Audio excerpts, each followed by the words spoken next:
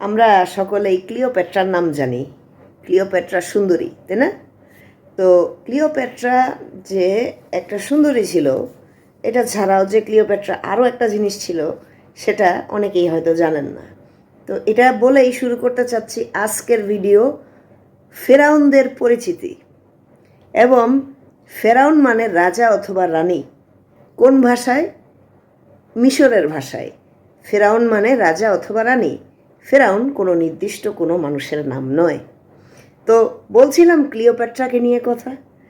Cleopatra হচ্ছে ইজিপ্টের সর্বশেষ রানী, সর্বশেষ ফারাও।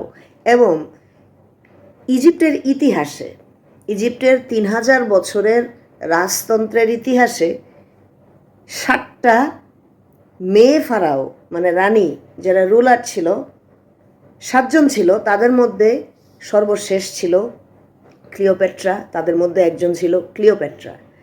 আরও 2জনের নাম বলতে চাই।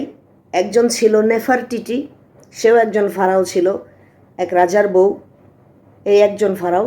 আরেকজন মহিলা ফারাও ছিল হচ্ছে হাতশেপসুত, রানী হাতশেপসুত অথবা ফারাও হাতশেপসুত।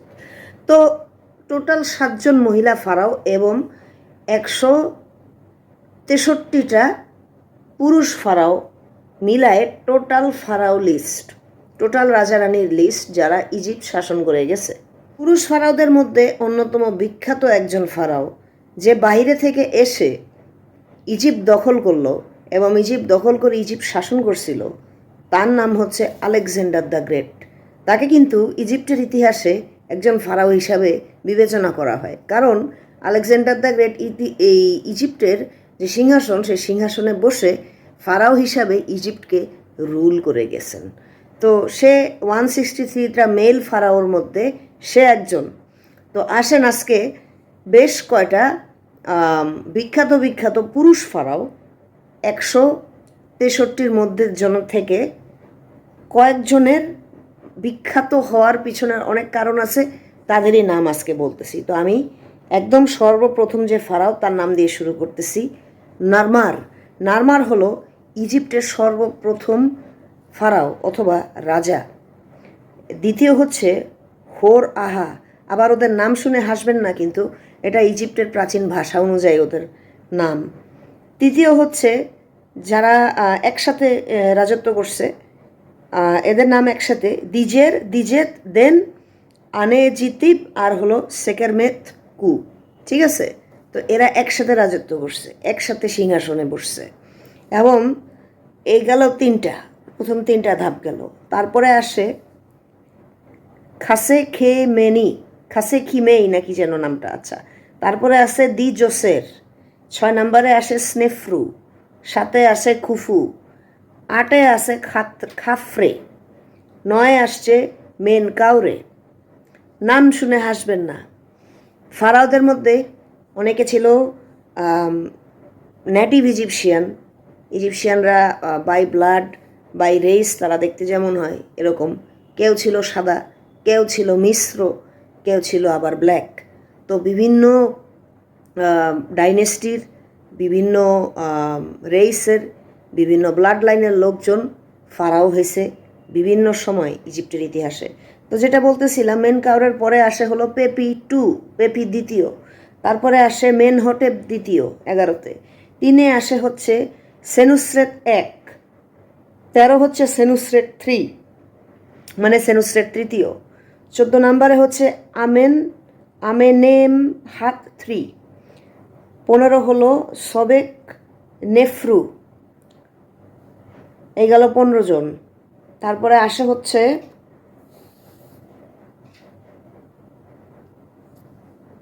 তারপরে আসলো হচ্ছে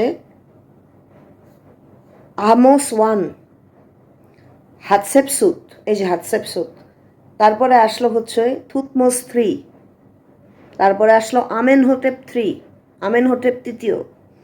এবং তারপরে আসলো এখেনাটেনকে নিয়ে একটা ইন্টারেস্টিং স্টোরি আমি বলবো, তবে আজকের ভিডিওতে আমাদের ফারাও পরিচিতি।